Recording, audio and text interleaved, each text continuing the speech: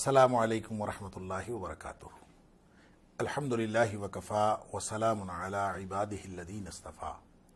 اشہد ان لا الہ الا اللہ وحدہ لا شریک لہ واشہد ان محمدا عبدہ ورسولہ صلی اللہ علیہ وآلہ وسلم۔ اللہم صلی علی محمد وعلی آل محمد کما صلیت علی ابراہیم وعلی آل ابراہیم انکا حمید مجید۔ اللہم بارک علی محمد وعلی آل محمد کما بارکت علی ابراہیم وعلی آل ابراہیم انکا حمید مجید، اما بعد۔ ناظرین کرام، اللہ کا دین دین اسلام ہے، اور اسلام پورے کا پورا دین دراصل اللہ کے سامنے جھک جانے کا نام ہے۔ یا ایھا الناس اعبدوا ربکم الذی خلقکم والذین من قبلکم لعلکم تتقون۔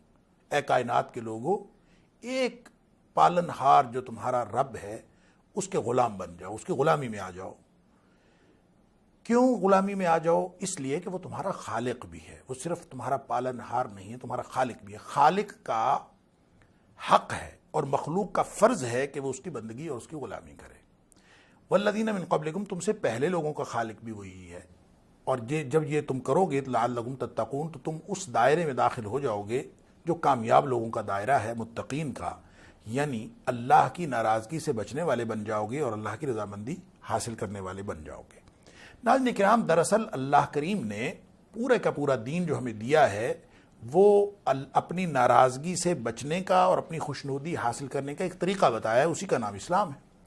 لہٰذا جب ہم اس پر عمل کرتے ہیں تو ہر لمحہ، ہر عمل کے نتیجے میں ہمارے پیش نظر یہی رہنا چاہیے کہ ہم اللہ کی ناراضگی سے بچنا چاہتے ہیں اور اللہ کی رضامندی حاصل کرنا چاہتے ہیں، اسی کا نام تقویٰ ہے۔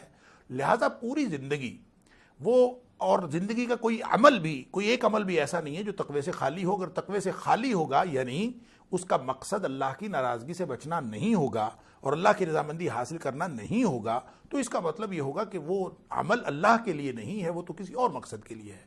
یہی وجہ ہے کہ قرآن میں کم و بیش 500 بار تقوی کا حکم آیا ہے، اور تقوی کے پیچھے سپرٹ کیا ہے؟ سپرٹ یہ ہے کہ میں جو بھی کام کروں اللہ کی ناراضگی سے بچنے کے لیے اور اللہ کی رضامندی حاصل کرنے کے لیے کروں۔ اب ہم نے اسی پورے دین کو دو حصوں میں تقسیم کر دیا ہے۔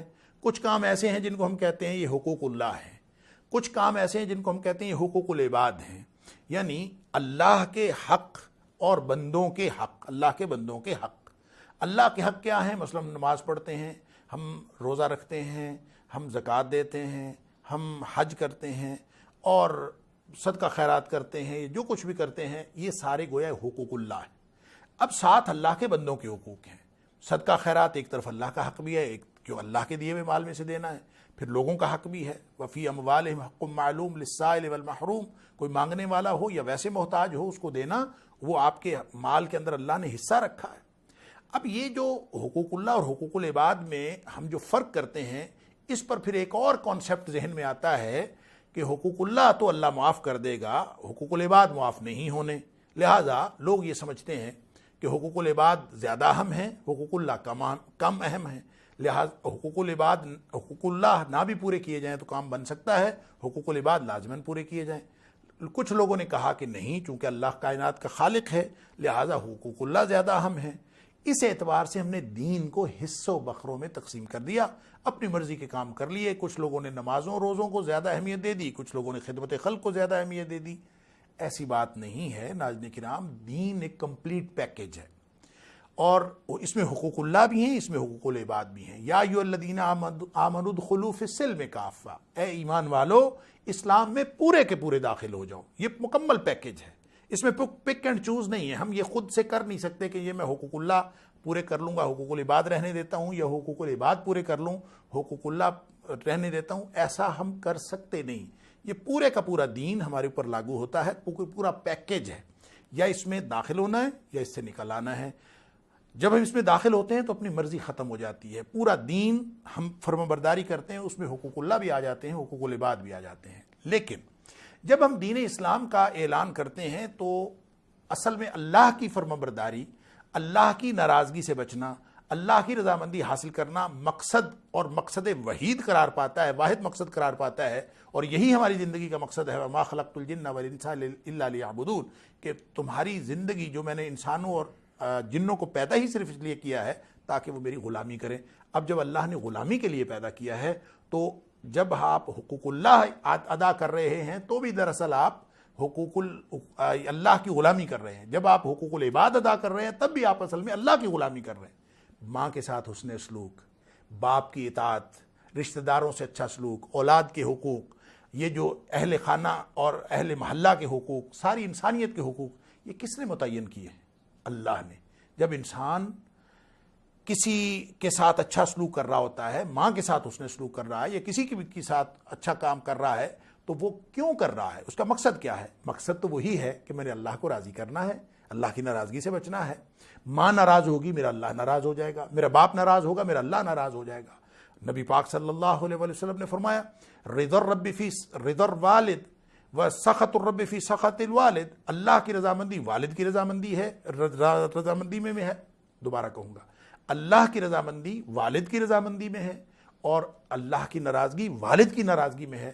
دوسری حدیث میں ہے سخط الوالدین، یعنی یہاں تو والد کہا، وہاں سخط الوالدین، رضا الرب فی رضا الوالدین و سخط الرب فی سخط الوالدین فی سخط الوالدین، یعنی والدین اگر ناراض ہوں گے تو اللہ ناراض ہو جائے گا، والدین اگر خوش ہوں گے تو اللہ خوش ہو جائے گا۔ گویا حقوق العباد ادا کرتے ہوئے بھی مقصد وہی ہے جو آپ حقوق اللہ ادا کرتے ہوئے کرتے ہیں۔ یعنی جب آپ نماز پڑھتے ہیں تو کس کو راضی کرنا مقصود ہوتا ہے؟ اللہ کو۔ جب آپ والدین کے ساتھ حسن سلوک کرتے ہیں تو کس کو راضی کرنا مقصود ہوتا ہے؟ اللہ کو۔ جب آپ رشتہ داروں کے ساتھ حسن سلوک کرتے ہیں تو کس کو راضی کرنا مقصود ہوتا ہے؟ اللہ کو۔ اللہ کے بندوں کو راضی کرنا مقصود نہیں ہے، اللہ کو راضی کرنا مقصود ہے، اللہ کے بندوں کی خدمت کر کے۔ یوں مانوی طور پر ناظرین کرام حقوق اللہ اور حقوق العباد کے درمیان کوئی فرق باقی نہیں بچتا۔ حقوق العباد بھی حقوق اللہ بن جاتے ہیں۔ پورا دین اللہ کا ہے، ان الدین عند اللہ الاسلام، یہ پورے کا پورا دین اللہ کا ہے اور ہمیں اس پورے دین پر عمل کرنا ہے، حقوق العباد بھی حقوق اللہ بھی۔